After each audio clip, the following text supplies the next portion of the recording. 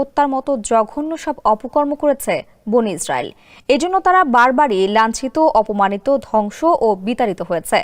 বর্তমানে ফিলিস্তিনিদের উপর নির্বিচারে হামলা চালাচ্ছে ইসরায়েল। এতে কাঁদছে গোটা বিশ্ব। পবিত্র কোরআনে বনী ইসরায়েল নামে একটি সূরা আছে, যেখানে বনী ইসরায়েলের অতিশয় অহংকারী হয়ে ওঠার কথা বলা হয়েছে তারা বিপর্যয় সৃষ্টির কারণে তারা কঠিন পরিস্থিতির মুখোমুখি হয়েছে। এমনকি ইসরায়েলের বর্তমান কৃতকর্মের বিষয়েও পবিত্র কোরআনে ইঙ্গিত রয়েছে। বিস্তারিত আবদাল হোসাইনের প্রতিবেদনে। পবিত্র কোরআনের সূরা বনী ইসরাইলের 4 নম্বর আয়াতে মহান আল্লাহ ঘোষণা করেন, আর আমি বনী ইসরায়েলকে জানিয়েছিলাম যে তোমরা পৃথিবীতে দুবার বিপর্যয় সৃষ্টি করবে এবং তোমরা অতিশয় অহংকারী হয়ে উঠবে। এই ঘোষণা থেকে পরিষ্কার যে বনী ইসরায়েল পৃথিবীতে দুবার বিপর্যয় সৃষ্টি করবে। প্রথমবার বনী ইসরায়েলিরা ক্ষমতাধর হয়ে আল্লাহর নবীদের হত্যা এবং বন্দী করার মতো ঘটনা ঘটিয়েছে। এর মধ্যে নবী শাহ আলাইসাল্লামকে হত্যা এবং আরমি আলাইসাল্লামকে বন্দী করার ঘটনার বর্ণনা পাওয়া গেছে।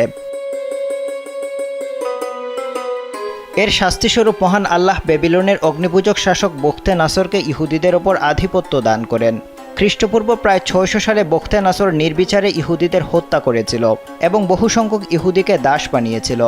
আবার কোনো কোনো বর্ণনায় এসেছে বখতে নাসরের পরিবর্তে মহান আল্লাহ জালুদকে ইহুদিদের ওপর আধিপত্য দান করেছিলেন। সে ইহুদিদের ওপর সীমাহীন জুলুম এবং অত্যাচার করেছিল।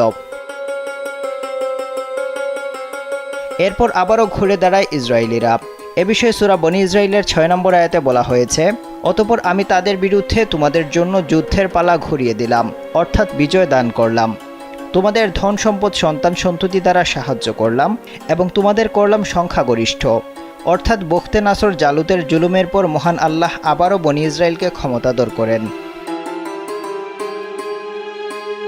এরপর আল্লাহ তাআলা তাদের সতর্ক করে বলেন, তোমরা সৎকর্ম করলে তা নিজেদের জন্য করবে, আর মন্দকর্ম করলে তাও নিজেদের জন্য করবে। আল্লাহর এই সতর্কবার্তার পরও বনী ইসরায়েল দ্বিতীয়বার আবারও ফাসাদ সৃষ্টি করে। ফলস্বরূপ রোমান সম্রাট টিটাসকে আল্লাহ তাদের উপর আধিপত্য দান করেন। সে জেরুজালেমের উপর আক্রমণ করে লাশের গাদা লাগিয়ে দেয়। শত শত ইহুদিকে বন্দী করে তাদের ধন সম্পদ লুটে নেয়। ধর্ম পুস্তিকাগুলোকে পদতলে দলিত করে বাইতুল মুকাদ্দাস ও সুলাইমানি হাইকাল ধ্বংস করে দেয় এবং তাদেরকে চিরদিনের জন্য বাইতুল মুকাদ্দাস থেকে বহিষ্কার করে। এই সর্বনাশ নেমে এসেছিল তাদের উপর তাদের পাপের কারণে। এরপরও আল্লাহ তাআলা বনী ইসরায়েলকে অনুগ্রহ করেন। সূরা বনী ইসরাইলের 8 নম্বর আয়াতে বলা হয়েছে, সম্ভবত তোমাদের প্রতিপালক তোমাদের প্রতি দয়া করবেন, কিন্তু তোমরা যদি পূর্ব আচরণের পুনরাবৃত্তি করো তবে আমিও পুনরাবৃত্তি করব, আর জাহান্নামকে আমি করেছি সত্য প্রত্যাখ্যানকারীদের জন্য কারাগার। এখানে তাদেরকে বলা হচ্ছে যে যদি বনী ইসরায়েলিরা নিজেদের সংশোধন করে নেয় তাহলে আল্লাহর রহমতের অধিকারী হবে, যার অর্থ হলো দুনিয়া ও আখিরাতের সফলতা অর্জন করবে। আর যদি পুনরায় আল্লাহর অবাধ্যতার পথ অবলম্বন করে জমিনে ফাসাদ সৃষ্টি করে তাহলে আল্লাহও পুনরায় তাদের শাস্তি দেবেন। কিন্তু এখন পর্যন্ত ইহুদিরা নিজেদের সংশোধন করেনি। তারা মুসা আলাইসাল্লাম এবং ঈসা আলাইসাল্লামের নবুয়তের ব্যাপারে যে আচরণ করেছিল, মুহাম্মদ সাল্লাল্লাহু আলাইহি ওয়াসাল্লামের নবুয়তের ব্যাপারে একই আচরণ করেছিল। ফলস্বরূপ মদিনা ও খায়বার থেকে তারা নির্বাসিত হয়েছিল। ইসলামী চিন্তাবিদদের মতে বর্তমানে ফিলিস্তিনের উপর যে অত্যাচার করা হচ্ছে, কোরআনের বর্ণনা অনুযায়ী এর ফলস্বরূপ ইহুদিদের উপর ভয়ঙ্কর শাস্তি নেমে আসবে। শুধু তাই নয়, দুনিয়ার লাঞ্ছনার পর জাহান্নামেও তাদের কঠিন শাস্তি দেওয়া হবে।